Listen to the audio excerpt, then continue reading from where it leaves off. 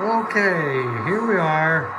I think this locomotive is pretty much completed. It's a Rio Grande SD40T2, and it has the MowTown lights that I purchased with the lens already adhered to the surface mount diode or LED, and it has the light above the cab, and it also, per Rio Grande, they had their Pylelight in the middle, or on the nose, which you see right here.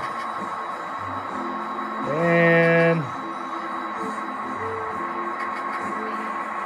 it also had a Nathan M3 horn.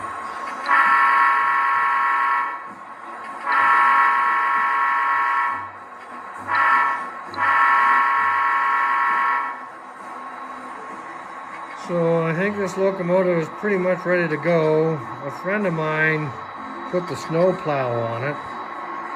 As I recall, I think my friend Tim also weathered this locomotive for me. So it should be good to go. Wheels may be a little dirty, so it was stalling here just a minute ago. And I think the wheels are kind of dirty. So, but anyhow, 5378 is back in service. May need to do a little more work to it, but not much. This locomotive has been drugged through a knothole. I got it probably 10-15 years ago, and it never really ran good, and I had to do some work to it.